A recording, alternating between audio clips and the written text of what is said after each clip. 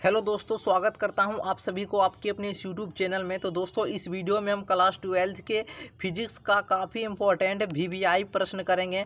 और दोस्तों, ये सारे क्वेश्चन अभी जो हम जो क्वेश्चन बताएंगे, सारे क्वेश्चन आपके बिहार बोर्ड एग्जाम में बहुत बार पूछा गया है। सारा क्वेश्चन इंपॉर्टेंट है, तो आप लोग इन सारे क्वेश्चन को अवश्य ही याद कर लीजिएगा। ठीक है, तो चलिए वीडियो को स्टार्ट करते हैं। वीडियो को आपको अंत तक देखना है। ठीक है, देखिए पहला प्रश्न क्या है। निम्नलिखित नाभिकों में सबसे कम अस्थायी है। इनमें से 4 ऑप्शन दिया गया है, इनमें से कम अस्थायी कौन है। देखिए आपका जो हीलियम है यह कम अस्थायी होता है। ऑप्शन नंबर ए सही उत्तर हो जाएगा।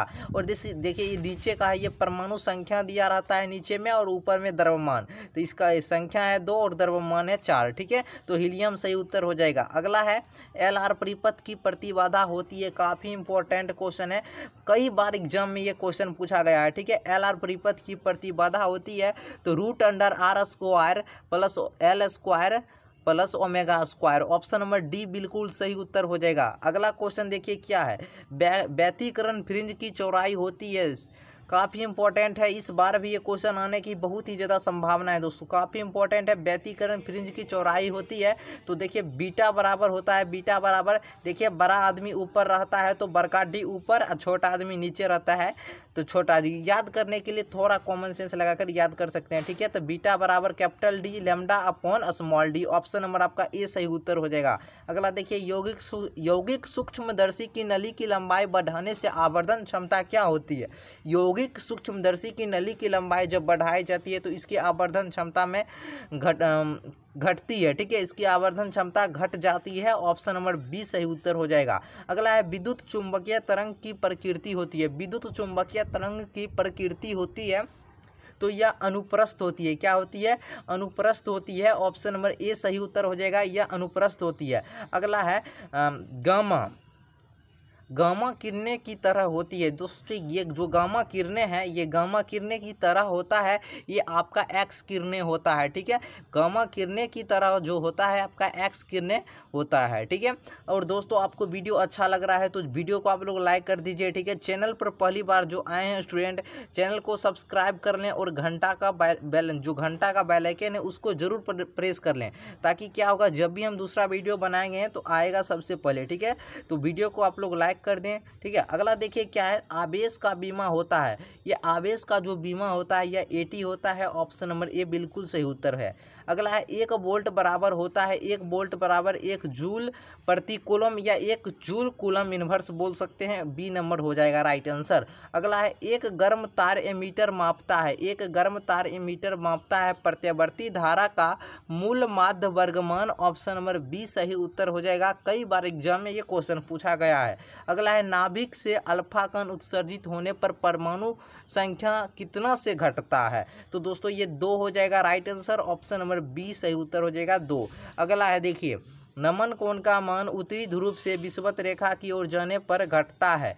कई बार बता है नमन कोण का मान है वह उत्तरी ध्रुव से विषुवत रेखा की ओर जाएगा तो घट जाएगा। ऑप्शन नंबर बिल्कुल ए सी नंबर सही उत्तर हो जाएगा। और एक बात और हम बताएं, नमन कोण का मान पृथ्वी के ध्रुव पर कितना होता है। पृथ्वी के ध्रुव पर 90 डिग्री। नमन कोण का मान पृथ्वी के ध्रुव पर कितना होता है 90 डिग्री। और विषुवत रेखा पर कितना होता है। विषुवत रेखा पर इसमें से एक क्वेश्चन पूछता है, विषुवत रेखा पर 0 डिग्री होता है, याद रख लीजिएगा। अगला है देखिए पी टाइप के अर्धचालक में मुख्य धारावाहक होते हैं। देखिए जो पी टाइप के जो अर्धचालक है, और अब 2 नंबरा में भी क्वेश्चन होता है, एन टाइप और पी टाइप अर्धचालक में अंतर क्या है। काफ़ी इंपॉर्टेंट है और आप लोग याद भी कर लीजिएगा। ठीक है, अभी हम बोल देते हैं। पी टाइप के अर्धचालक में मुख्य धारावाहक होते हैं, ये आपका होल होते हैं यानी छिद्र। और पूछेगा एन टाइप में इलेक्ट्रॉन होते हैं और पी टाइप में छिद्र होते हैं। याद रखिएगा छिद्र हो जाएगा, यानी छिद्र को होल भी कहते हैं इंग्लिश में। ठीक है, अब देखिए अगला है निम्नलिखित में से किस राशि का मात्रक वोल्ट प्रति मीटर है। देखिए ये विद्युतीय क्षेत्र का मात्रक है ना, ये वोल्ट प्रति मीटर होता है विद्युतीय क्षेत्र का मात्रक। ठीक है, अब देखिए अगला प्रश्न की ओर बढ़ते हैं। क्या है लॉरेंटज बल के लिए कौन सा व्यंजक सही है। लॉरेंटज बल के लिए कौन सा व्यंजक सही है, काफ़ी इंपॉर्टेंट है। देखिएगा इस बार भी पूछे जाने की बहुत ही ज़्यादा संभावना है। ठीक है, देखिए एफ वेक्टर बराबर हो जाएगा Q into E vector plus B vector cross B vector. Option number A सही उत्तर हो जाएगा। ठीक है, अगला है कैथोड किरणें होती है दोस्तों कैथोड किरणें हैं यह होती है, ये इलेक्ट्रॉन होती है। ऑप्शन नंबर बिल्कुल ए सही उत्तर हो जाएगा, इलेक्ट्रॉन। अब देखिए चुंबक की ज्यामितीय लंबाई Lg तथा चुंबकीय लंबाई Lm में संबंध होता है, तो Lm बराबर 5/6 Lg। ऑप्शन नंबर ए सही उत्तर हो जाएगा। अगला है आवेशित संधारित्र पर संग्राहक पट्टिका और संघनक पट्टिका के आवेशों का योग होता है, यह शून्य होता है। ठीक है, शून्य हो जाएगा, याद रख लीजिएगा। आवेशित संधारित्र पर संग्राहक पट्टिका और संघनक पट्टिका के आवेशों का योग होता है, शून्य होता है। ठीक है, प्रकाश का वेग महत्तम किसमें होता है, तो निर्वात में होता है, याद रख लीजिएगा, निर्वात। ठीक है, किलोवाट घंटा मात्रक है। किलोवाट जो घंटा मात्रक है ये आपके विद्युत ऊर्जा का मात्रक है। किसका है, विद्युत ऊर्जा। Option number B.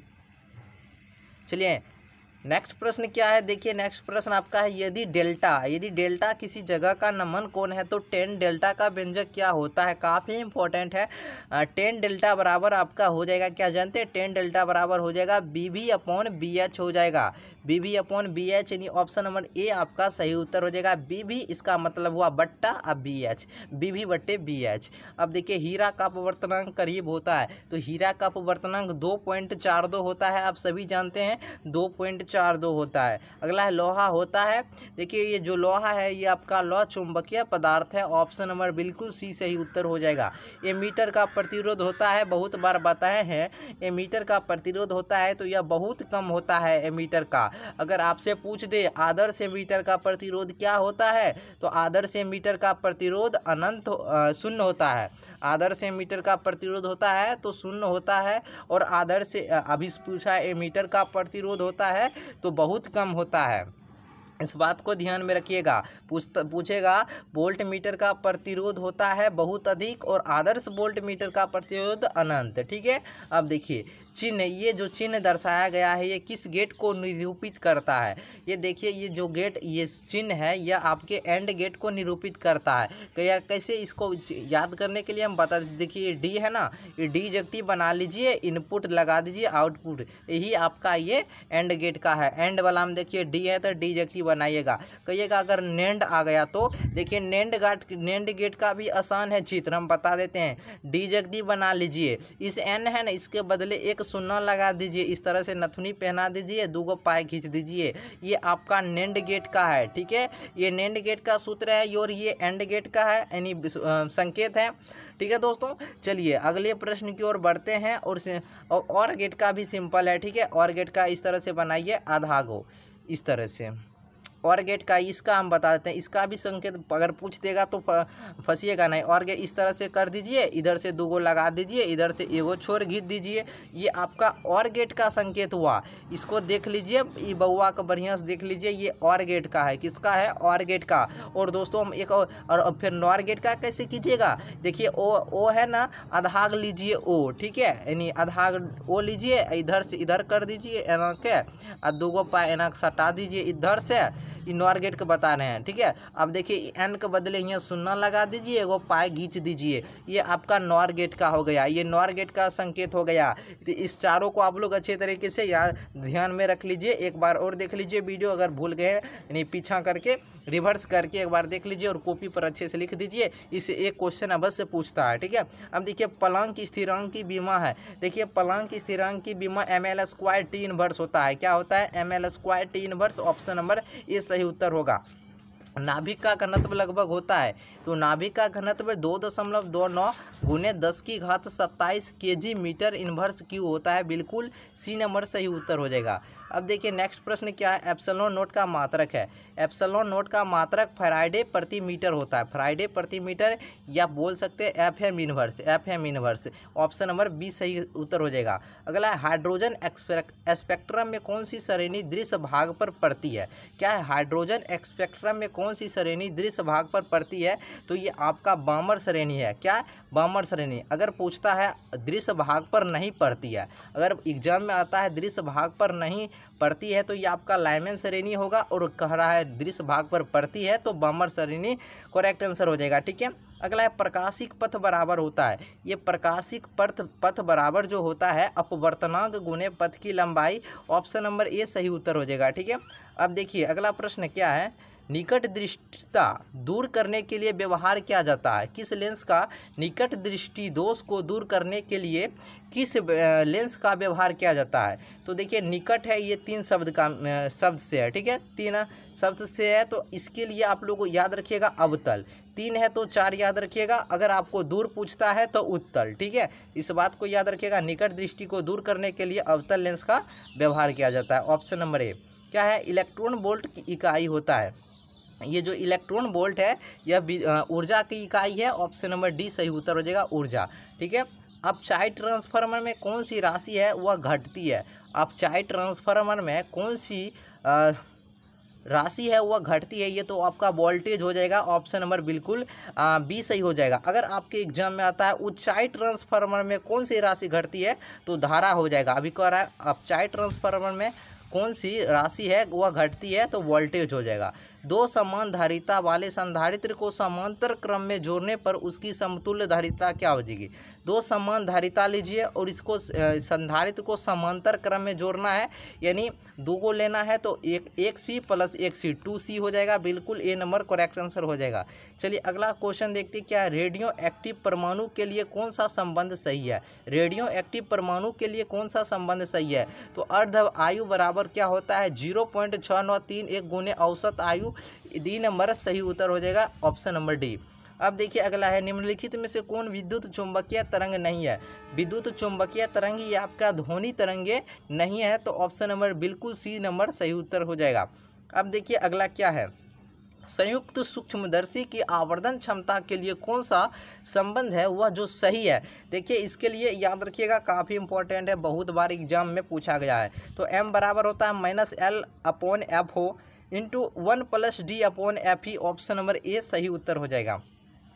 अब तेज़ी से चलने वाली बीटा किरणें हैं। तेज़ी से चलने वाली बीटा किरणें कौन है? तो ये आपका इलेक्ट्रॉन है। कौन है? इलेक्ट्रॉन। ऑप्शन नंबर सी सही उत्तर हो जाएगा, इलेक्ट्रॉन, ठीक है। अब देखिए कार्बन प्रतिरोध के कलर कोड का में लाल रंग का मान क्या होता है? लाल रंग का मान क्या होता है? सिंपल है, इसमें कंफ्यूज हो रहे हैं तो हम आपको एक ट्रिक बताते हैं, अच्छे से याद रख लीजिए। और बोर्ड में हर बार इस कलर कोड से फिक्स है, अभी तक क्वेश्चन बैंक उठाकर देख लीजिए, एक क्वेश्चन फिक्स है, इससे रहता है। हम आपको ट्रिक बताते हैं, आप लोग सिर्फ याद रखिएगा BROY, BBRY, ठीक है। उसके बाद आपको नहीं याद रखना है, उसके बाद होता है GB, उसके इतना ही रखिए, वाही तक रखिए, या अगर एक रहे तो G का रख लीजिए, फिर GB का, और आगे होता है 10 12 11 होता है, इस तरह से होता है, ठीक है। अब देखिए B मतलब हुआ इसका कलर कोड 0 1 2, ठीक है, समझ गए, 3 4 5 6, ठीक है, इतना याद रखिए, इससे ज़्यादा नहीं पूछेगा, ठीक है। अब देखिए बी मतलब क्या हुआ? बी मतलब हुआ ब्लैक, पहला ब्लैक, काला। अगर आपके बोर्ड एग्जाम में पूछता है क्या कार्बन प्रतिरोध के कलर कोड में काला रंग का मान कितना होता है? 0, देख लीजिए 0, काला रंग का 0।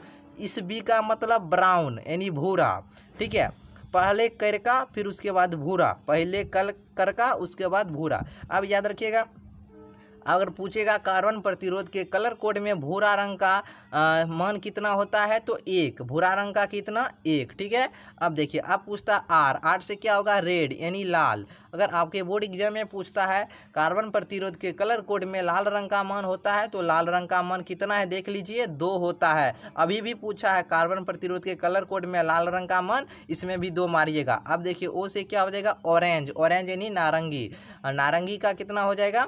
3। वाह है, फिर येलो मीन्स पीला, पीला कितना हो जाएगा? 4। ग्रीन, ग्रीन का कितना हो जाएगा? 5। फिर यहाँ पर है क्या बी ब्लू यानी नीला, नीला का कितना हो जाएगा? 6। समझ गए? उम्मीद करते हैं समझ लीजिएगा, याद रखिएगा BBROY, BBROY, उसके बाद G अब B, इतना ही याद रखिए, इससे बाहर नहीं पूछेगा, एक क्वेश्चन फिक्स है, इससे रहता है, ठीक है। अब देखिए इसका कितना हो जाएगा? लाल रंग का भी बोले थे, लाल रंग का कितना भी बताएं? BBR 3 नंबर पर है, लेकिन 0 से काउंट करना है तो 2 हो जाएगा, ऑप्शन नंबर सी।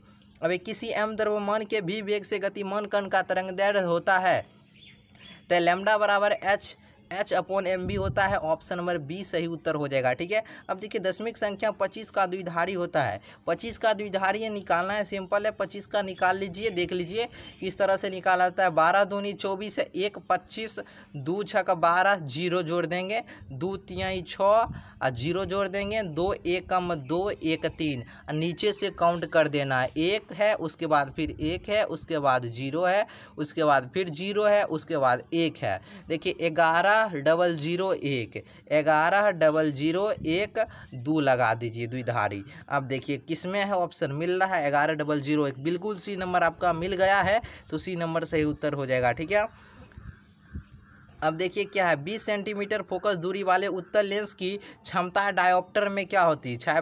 डायोप्टर में 5 हो जाएगा, सिंपल है। अब देखिए एक AMU बराबर होता है, एक AMU बराबर होता है 1.6 × 10⁻⁻27 kg। ऑप्शन नंबर आपका ए नंबर सही उत्तर हो जाएगा। ठीक है, वीडियो अच्छा लगा है तो वीडियो को लाइक कर दीजिए, चैनल को सब्सक्राइब कर लें। जो न्यू स्टूडेंट है ज़रूर चैनल को सब्सक्राइब कर लें। ठीक है, टेलीग्राम चैनल से जुड़ जाइए। ठीक है, टेलीग्राम चैनल से जुड़ जाइए। जो चैनल का नाम है वह टेलीग्राम का भी नाम है, और अबाउट सेक्शन में हम इसका लिंक भी दिए हैं टेलीग्राम का, वहाँ से ज्वाइन हो जाइए। ठीक है, तो चलिए फिर मिलते हैं नए वीडियो में, एक बेहतरीन वीडियो के साथ आपके साथ। चलिए आज के लिए इतना ही, फिर मिलते हैं नए वीडियो में।